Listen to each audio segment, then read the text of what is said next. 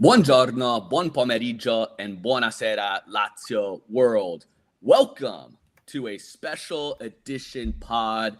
Here we are on international break with our beloved Lazio off this weekend, but we're not taking a Saturday off, Caleb. We are here with some friends from around the Lazio world to chat a little bit about our mister, our manager, Marco Baroni. We thought it would be a great opportunity to get some new voices from around the community and just chat about the man himself who has us feeling a little bit good heading into this international break. And Caleb and I have been separated. We've found it quite difficult to both jump on a podcast together. So we've missed the last few pods. Either I'd hosted or he had. This East Coast, West Coast thing is proving quite a challenge. So Caleb, how the heck are you? It's been a while, my friend. Yeah, man, I've been missing you on here. I've been missing being on here too. It's been good. It's been really good. I think vibes are pretty all-time high right now for Lazio in a bit. So we're vibing. Both my team, Charlotte FC and Lazio, they're crushing it right now. So it's a good time to be a soccer fan. And Vegas, baby, the Las Vegas Lights, the club that I run here in Vegas, also in the playoffs, a historic season for them, third in the table. You got Charlotte FC hosting a playoff match, and then our Lazio right now sitting fourth in the table, tied with Juve. It's definitely all-time highs. I'd say if we were struggling, I probably would have avoided this podcast, taken a weekend off, slept in. But here we are. So excited to introduce some guests from around the world. We've got Italo out of Toronto, Michael from Toronto, and Z recording out of New Jersey. Fellas, how we doing? Good. How about you? Very good. Doing great. And we're good. We're good. We appreciate you guys coming on. Real quick, I'm going to do a quick around the room. We'll start with our friend Italo. Just give me a quick, super quick synopsis. How'd you become a Lazio fan? My story is actually quite interesting because I'm 34. I was born in 1990, and I originally started like most fans in Canada as like a Juve fan. And my nonno was from Frosinone, so always a Lazio fan. I was always watching Lazio games with him and liked them, but it really turned after the Calciopoli incident in 2005, 2006, and I just became a full-blown Lazio fan after that. I really started to hate Juve, and now I hate them probably just as much as Roma, if not a little bit more. So, love it. Michael, what about yourself? For me, same thing. Family's from Frosinone as well. And it was just kind of one time just turning on like an Italian network, and they had the Lazio game on. I think it was around the time we were playing. It was around like maybe 2016, 17, where we were playing Roma in the cup, and we beat them over two legs. And I fell in love with the team after that, and it's been amazing since then. That's awesome. Love to hear it. And Z, what about you? Yeah, I started watching Serie A in the late 90s. I'm a little bit older. And as an Argentina fan, I started watching Lazio the most because they had Veron, Almeida, a bunch of Argentine players, and Crespo and everybody else. And never went back. That's basically and I was in Lebanon at the time. And Serie A was like the biggest league in the world. So just watching Serie A, and I think maybe a year later, Lazio won the Scudetto. And yeah, that's been the story 25 years. Those were good times. Times that we hope to get back to. The star power. Obviously, I always find it interesting when I meet new football fans. Maybe they're 5-10 years into being fans of the sport. Many of them here in this country, in the United States, that are Premier League fans. And I always enjoy showing them. There's this really interesting graph that you'll see pop up every so often on Twitter. That's just like this video that'll show the top spenders in the world. Starting from like the early or late 80s and spanning through now.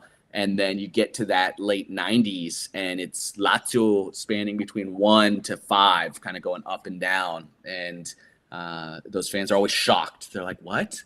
I'm like, "Yeah, we used to be, one of the biggest clubs in the world, if not the biggest for a time." And so, Marco Baroni maybe has us dreaming of maybe quite not that status, but dreaming of a little bit more than perhaps we were last season. And there are no doubts that what we are experiencing for the first 7 matches is a little bit more exciting than last year. And we're here to talk about it, to get some reactions, some impressions of our Mr. Marco Baroni. Just quickly looking at it again, I mentioned our standings in the table, but 7 matches in, 4 wins, 1 draw, 2 losses, 13 points. That is in Serie A. In Europa, we played 2 matches, quite impressive, totaling 7 goals, top of the Europa League table in this new format. So between both competitions, a fantastic start, particularly because myself and maybe many of us just weren't quite sure what we'd see, and probably intended to buckle up for a difficult start to the season. So I'll start with you, Caleb. Give me your immediate initial impressions of Marco Baroni and how he has our Biancocelesti playing. Yeah, so I sent you a video earlier in the week about some of our, you basically asked me, Caleb, what can we look forward to? There's a lot of sort of negative, because when Baroni was first announced, there was a bit of negativity. It was, this isn't ambitious enough. This is a downgrade to Sadi. What are we doing? This is just a puppet for Lotito. Why are we getting this sign? This is sort of concerning. So a lot of the fan base, the community felt that way about Baroni, and maybe it was a little harsh on Baroni because I don't think it was so much Baroni himself, but sort of the what people believe to be the messaging and hiring someone like Baroni, particularly with people's sentiment surrounding Lotito. But for me, I initially was also a bit like, I don't know. But as I did a little more research, as I watched a lot of Hellas Verona games, too many of them, I was seeing a vision there that, hold up, this guy is more than just a relegation specialist. And so some of the things that I expected from him were tactical versatility, using the players to their strengths. And then in addition to that was playing a more attacking style than maybe people expected. So these things are not surprising to me. What's surprising to me is how quickly the team has gotten it. That's what's surprising to me. I fully expected us to be a very inconsistent team when it comes to results and performances. I expected us to have some really bad games, some really good ones, maybe not really good ones, but at least some decent ones. But the biggest surprise to me this far has been just how quickly the team has bought into this system, has understood it, and are thriving because of it. And I think the big question mark for me, the biggest one that I had was, I think Baroni can get this team playing well and be tough to beat. The question was, how are the players going to buy into his sentiment and mission? Following someone like Sadi, can guys respect Baroni? Can guys buy into 100% and fight for Baroni? That was a question for me. And I think we're seeing it. I mean, we're coming back in games from behind. And it seems like the players, there's a really great culture being built. So the biggest surprises for me have been, A, how quickly they've gotten the system and have seen success and are scoring goals. And B, that they seem fully bought into Baroni, and he's garnered a lot of respect in that locker room. Z, what about you? So those. Yeah, I do agree with a lot of what Caleb said. Big surprise. Obviously, it wasn't anything personal about Baroni, but it seemed like the team or the management was making a step down just because of the stature of Sarri and what we got used to, going to second place, and then we were expecting to kind of keep improving. And then I mean, even a lot of fans said this is nothing against Baroni, but it's against what the management is planning for the future. But I would say it's been the biggest surprise of the season is how well he's done. He reminds me a lot of Inzaghi with the relationship he builds with the players and how he gets everybody involved. He's getting the best out of all the players. Even like our defense not being at its best at the beginning right now, kind of the same happened with Inzaghi, and then he figured that out as he got more experience with the team. So I see a lot of those same kind of like trajectory with Inzaghi, which is great because obviously under Inzaghi we had a great team mentality. And I mean, I love Sarri, but he does have that advantage over Sarri of being a little bit more of a man manager or better man manager and being able to even like adjust formations during the game, which never happened. Again, everybody else a little bit more involved. So, I mean, to me, Baroni and like Nuno Tavares are like probably the best two things that happened to this team this season. What about you, Michael? So, yeah, I'll basically take my words back from the beginning of the season when I was criticizing the hiring of Baroni for sure. Yeah, It's Michael, nice to give me have, your thoughts, and then also share how, if they have, how those thoughts have changed from maybe your initial impressions. Yeah, for me, the biggest thing with Baroni that I was been impressed with is we kind of got used to Saudi where it's he brings in a player and you're kind of thinking, oh, they need that 2 to 3 month adjustment period. With Baroni, he's put all the players in the right system and the right profiles to make sure they fit. And I think that's for me, he's kind of done it in like phases. He set the foundation in place, putting the players in their right roles, the right system so that they can thrive. And I still think there's another layer to how we can play because I think our games have been a little bit chaotic, a little bit too open at times. That's kind of been the biggest thing that I've seen the difference with Sadi and Baroni. My initial impressions, I didn't watch too much of Verona last year. I didn't want to criticize the hire too much, but in the back of my mind, I did think this was a bit of a step down, especially because of the whole turmoil with Tudor, what happened with Sadi early in the year. It felt like it was just a panic because we saw Palladino go to Fiorentina. We saw Italiano go to Bologna. We saw some good managers within Serie A not join us. And it felt like we missed that boat and we went with Baroni because that was the last option. He's completely blown my expectations out of the water. Similar to Caleb, I kind of did some research as well into his style and kind of saw that with a bit better player quality, there's something there and we're seeing it. He's putting guys in the right roles and we're seeing them thrive. Guys like Nuno Tavares, Rovella, Guendouzi, even Dia and Tate Castellanos, same thing. When you put them in their correct roles, how they should be playing, you get the best out of them. Something that at times Sadi lacked, in my opinion. Yeah.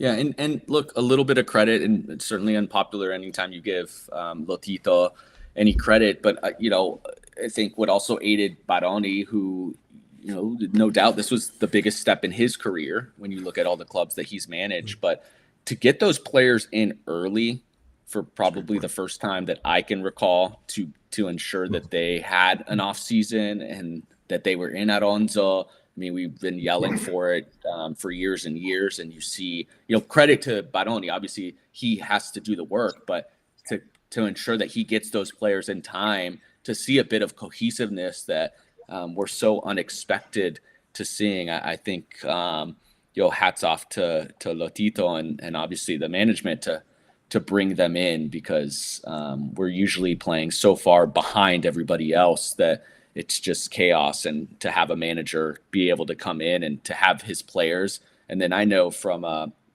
just because you mentioned the players and you mentioned Rovella, Caleb and I, my biggest frustration with Tudor, and I got to a point where I was very like Tudor out because for me, it came down to those players that we had and any manager that was going to come in and affect Guendouzi and Rovella, and see those two outside of the project, for me, had no place at the club because I saw those two as like 100% locks. Those are foundation, and you see obviously the fruits of what a manager that can come in and recognize how important they are.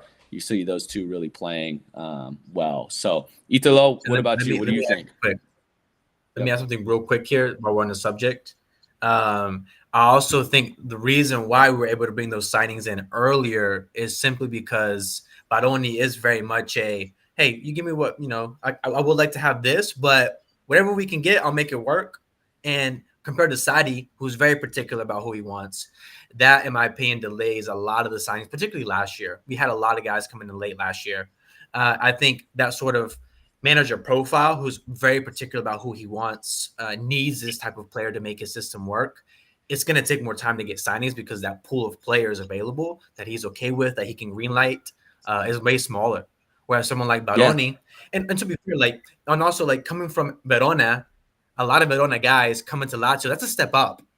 Sadi may want guys who have been at a Juve, who have been at these bigger clubs to kind of, in some people's eyes, step down to Lazio. Right. And so it's the pros and the cons, like right? Baroni, because that also was a big reason why so many Laziali were anti-Baroni, is because they wanted somebody to come in, and again, it was all perception. None of it was reality of, look, the style of play. No claims against Baroni were really about what you saw from him. It was all perception. It was all the clubs he played for or he managed, right? It was, this is a step up. It was his age, given that timeline. It was the perception that he was not going to push Lotito, and we want to see bigger signings. We want to see more. We want to see ambition. And then it was, stacked up against Conceição, who, me and many, many, many others. Obviously, you have that timeline where he's available. He's spoken about wanting to come back. You compare that to a Baroni at Verona. It's very easy to be dismissive. Italo, what were your I guess let's hear, what were your expectations or thoughts of Baroni then versus now? Yeah, I mean, like anyone else, it was hard to be, at least initially, excited about this appointment because, coming from Sadi, I, like you, wasn't really a fan of Tudor. So I wasn't, initially, I wasn't happy with the appointment because I was like, I like Michael, didn't really watch any Verona games. So I was like, I don't know, this feels a little bit like a step down. And then as things went on, I kind of started to, you always have hope as a Lazio fan. You want the best for the club. You hope things are going to turn out. And it's hard at this point to criticize him in any way. I mean, we're 3 points just on results alone. We're 3 points off the top of the table. Could very well be at the top of the table if we had, a little bit more luck. It's really the only match where he probably screwed up was against Udinese. Other than that, I mean, you really can't criticize it. I mean, the culture of the team, it's just like, it's such a breath of fresh air to see a manager that came in with such negativity. There was such negativity around the club, around the players we bought, considering like who Roma bought and how much they spent. And you fast forward a couple months later and look at Roma's a disaster. There's so much positivity around Lazio now. And Baroni just kind of came in. He didn't listen to any of that stuff. And he just did his work because, he was right. His approach was incredible because if he failed at this opportunity, if he fails, he's going back and coaching, relegation teams for the rest of his career. And he knows that. So, I mean, it feels like we have a bunch of guys in those positions where it's like, if they fail, they're screwed. Like their careers are pretty much over. So it feels like the entire team has bought into that and has that mentality. And it's resulted in, I guess my biggest surprise is probably the mentality around the Europa League. I never look forward to Europa League matches. Now it's like, I can't wait till those matches come now after. And just the way he's been able to rotate the squad, I don't think I've ever seen a a manager. I was always frustrated with Sadi and the way he would start like the same 11 every match, like regardless of how they played. Like Luis Alberto was trash for most of the season last year. Had a, he and starting every match, taking corners every match. We've got more goals from corners than like I mean it's just insane. So it's hard to score it below an A-. Yeah, and I'll add real quick too. I think that I think that this team, I think the reason Baroni is also gelled and I think really resonated with the players to what you said was a lot of these guys have something to prove. Dia, Guendouzi, Tati, Isaacson, Zakanyi to a degree now as a captain, right? All these players, these guys, had a breakout year. Tavares, who's always been sort of an outcast, he hasn't really found a home just yet.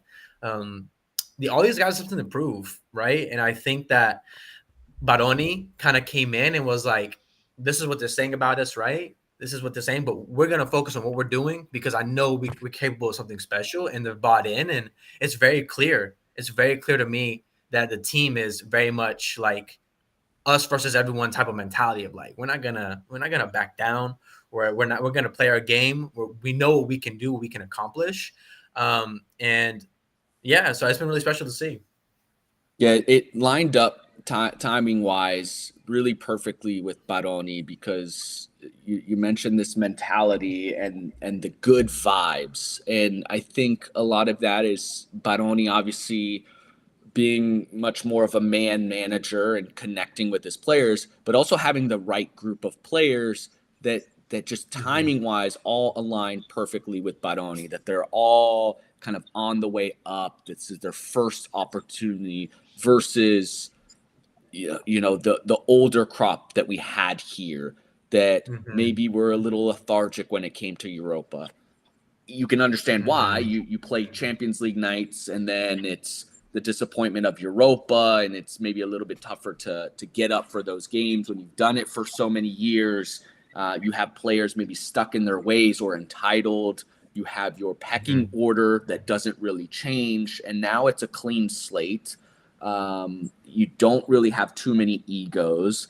It would have been interesting to see how Baroni, if he would have been allowed to succeed under the old regime. So it kind of works out perfect in a way for him to mold, to get something out of these players that are so hungry. Michael, we've talked about all these positive things, right? The way he rotates, obviously the style of play is a lot easier on the eyes than it was last year, particularly under Sadi. We've got these great vibes, the mentality, the results in Serie A and Europa. What's been the one, like if you're picking one that you're hanging on to when you're talking about Baroni as like the first sentence for you, what's been the one thing that has stood out the most? Like that's your favorite thing about Baroni right now with Lazio? For me, it's being able to adapt. I think that's kind of the game against Milan at home, where we were playing 4-3-3, and then he goes to a 4-2-3-1, 4-4-2, however you want to call it, with Dia and Castellanos, and now it's stuck. He moves to the Europa League, where guys like Pedro are coming in, Chauna is coming in, Dele Bashirovic. You're seeing a lot of guys being able to adapt, and the level is staying at that point where there's not a dip in quality. I think sometimes last year we kind of underrated this squad of how good it was. And even this year, I think he brought in a lot of quality players that with rotation and with being able to adapt, we could see that quality because we've seen it. Players can't play 2-3 games in 10 days. You have to be able to adapt. You have to be able to rotate. And we're seeing, Zaccagni doesn't play Europa League. He looks fresh on the weekend. If Castellanos sits for the Europa League game, he comes back, he looks fresh. It's the same thing with the defenders. We saw a lot of times under Sadi, guys, they were just kind of going through the motions. And I think that's been Baroni's biggest thing is adapting in games. I'll even bring up as recent as the Empoli game. I think the first half, I think we can all agree wasn't great, even though we went into the half level. It was kind of scrappy, lacked control. We came back second half, a few adjustments made, and Empoli didn't have a sniff at goal. It was all us. We could have made it 3-4, even 5-1 if we took our chances. And I think that's kind of the biggest thing is he's making adjustments on the fly. He's adapting on the fly. He's not letting the game come to him. He's being kind of the protagonist in games. Yeah. And look, that rotation, I think it's like the connecting piece to all these positive things that we're seeing. The mentality, the vibes are so positive. We see just the way that the players have connected with each other, the celebrations, it just seems like there is a happiness there. And players, again, you kind of see a lot of that ego gone. But for me, that does start with the rotation because players know that if they're sitting, it's not a 3-month stretch, right? Like think about Pellegrini last year, who would play.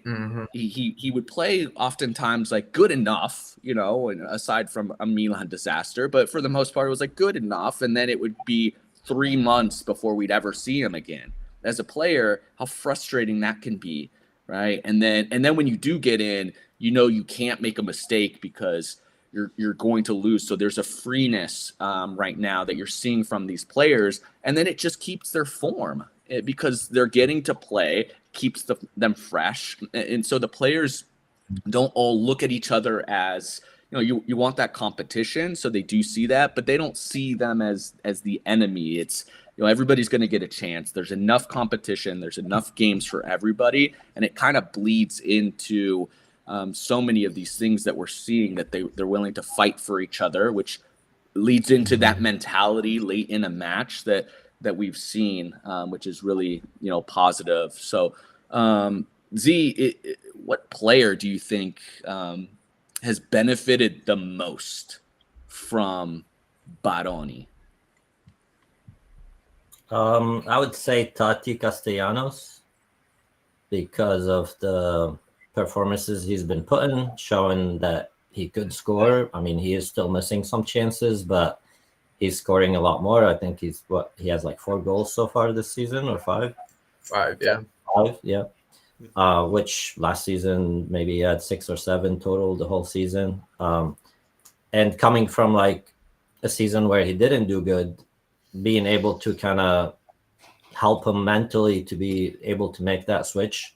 I would say from like the existing players, Tati would be the first one. Obviously, there's a lot of new players that he was able to kind of like get into the team and get them to understand his methods pretty quickly.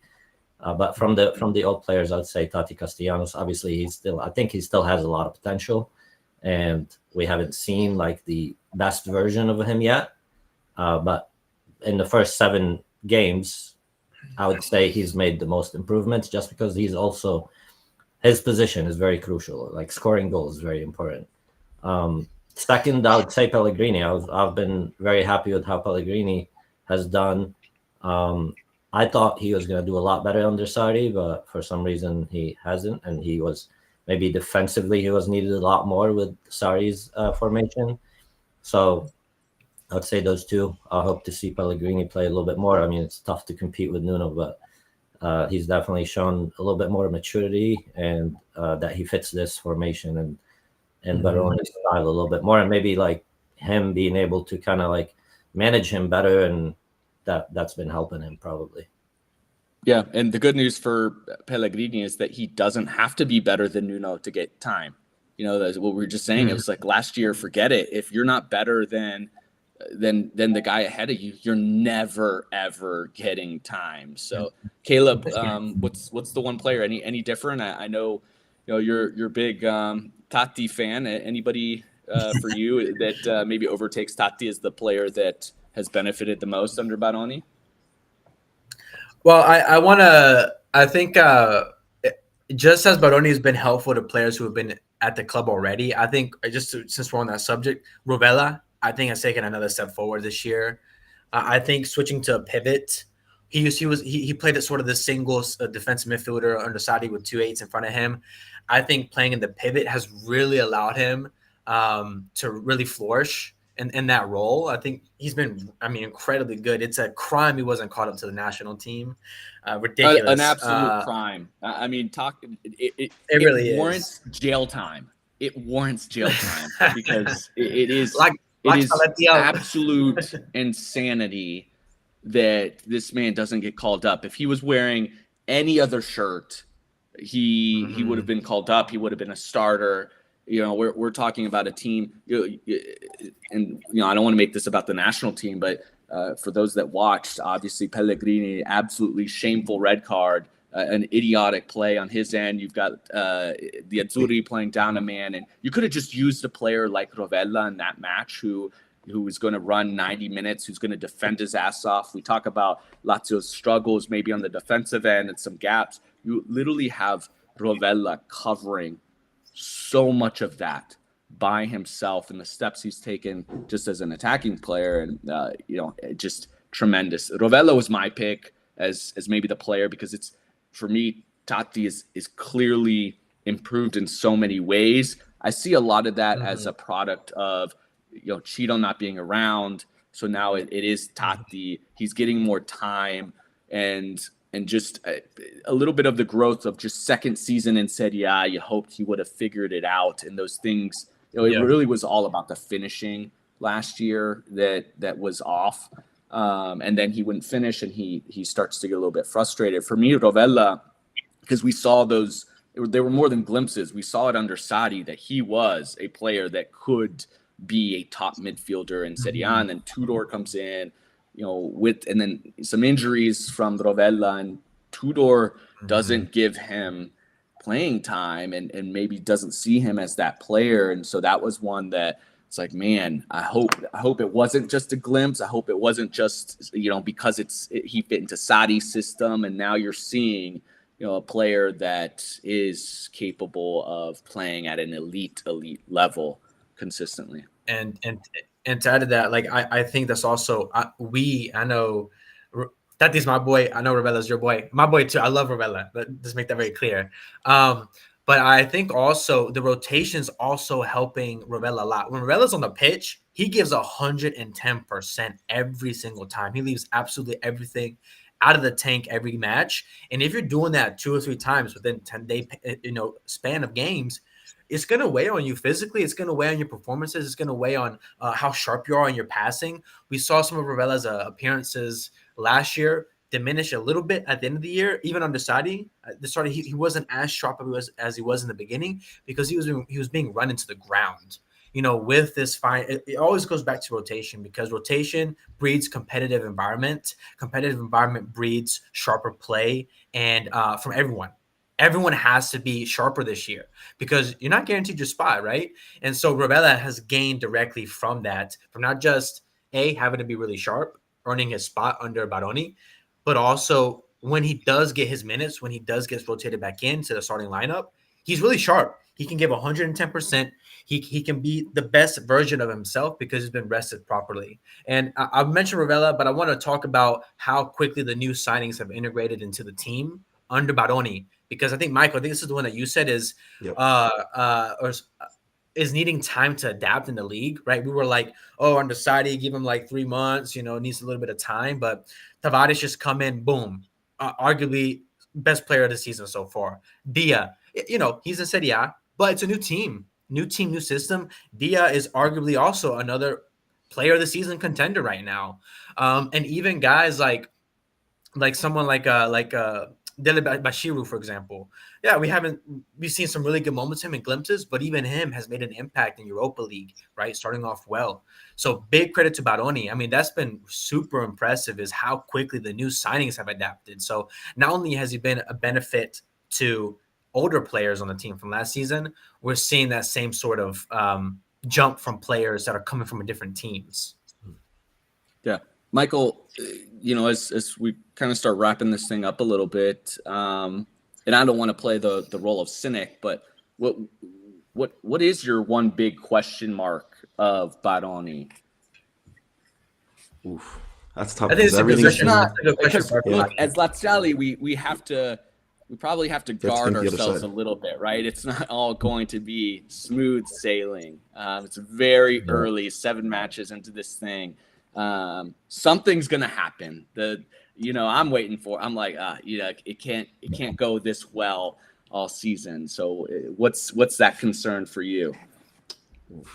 if it's the one, it's probably injuries, which is something he can't really control. I think I'll probably say two, but one is probably injuries because you look at Rovella, Tavares, those guys are kind of injury prone. We've done a very good job of like bandaging them by only playing once a week, or if they do play in Europa League, it's garbage time, like against Kiev, 30 minutes or so.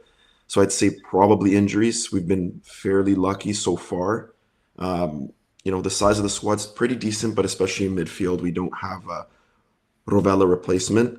Vicino does a decent job, but he can't replicate even half of what Rovella can do. So that's probably one. In terms of the way we play, I would say at times we were a bit too open. I don't think we control games as well as we should. We let it be a little bit too frantic, and I think the game against Juve is going to be a very good test where it's a team that keeps the ball well. They've obviously have a lot of quality, and that'll be a test of whether our style can actually win against the top teams. If we're too open, we're too naive in those games. I think that's going to be the biggest test because I saw at times at Empoli we're getting hit on transitions and it's 3 against 3, and that's Empoli. They don't have the same quality as Juve.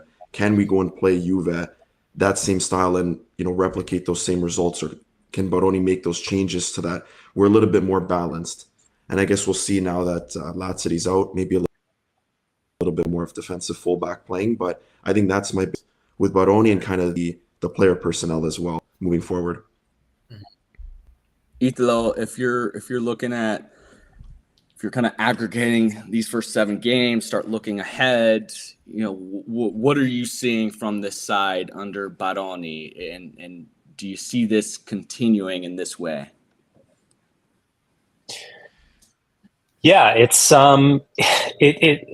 you have to be a little bit skeptical, I think, especially because everyone got so used to Lazio playing a certain way, and they're new.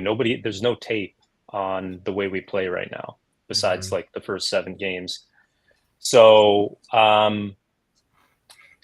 there's how it's going to go. There's going to be it's not going to continue like this. There's going to be some sort of letdown. To Michael's point, there's certain players that we just can't afford to lose for like any matches at all. Tavares being one of it. If Tati or Dia go down, it's tough to see this team performing as it is today.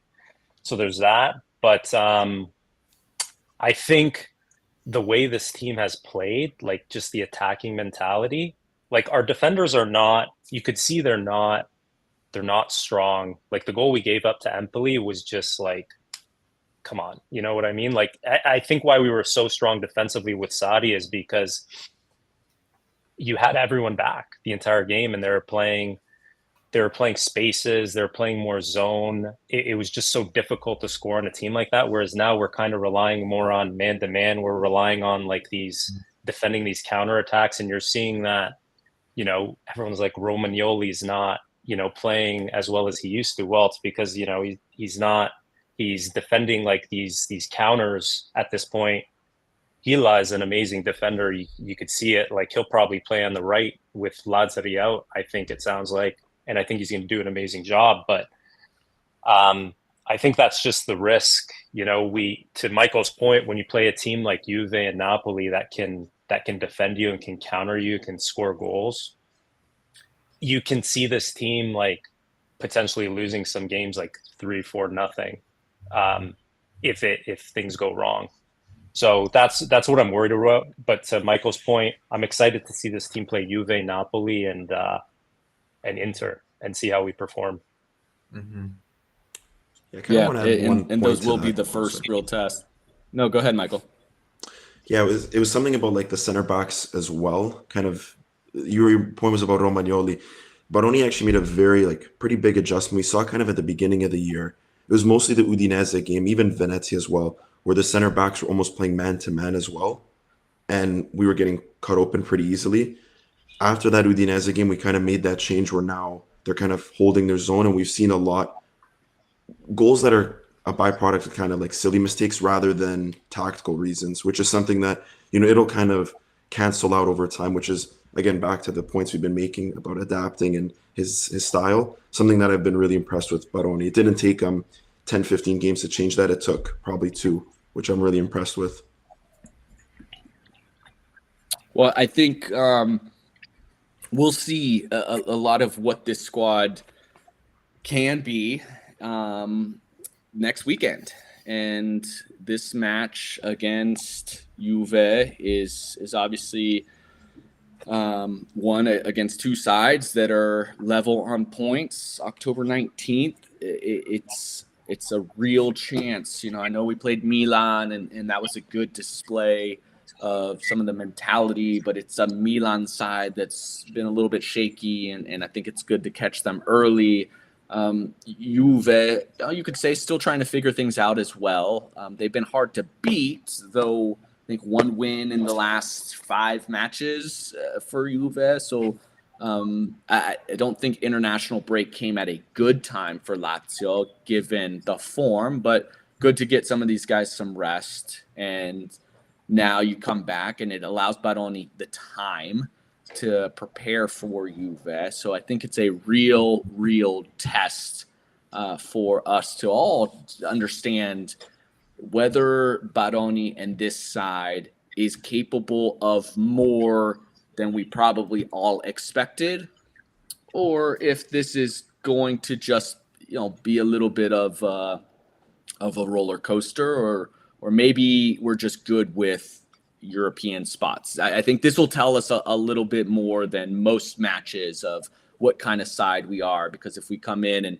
the level of play is really high and it matches up with the result, then I think as early as it is, we can at least start knowing that this is a side capable of big wins. When you think about the Simone Inzaghi era, it was good. It was big wins against big sides, and maybe you'd still drop. We know that there would be the frustration with dropping points, but huge one, October 19th. Appreciate you guys jumping on. I'll let you each maybe share where folks can find you on social, or if there's anything you guys want to plug. Italo, we'll start with you.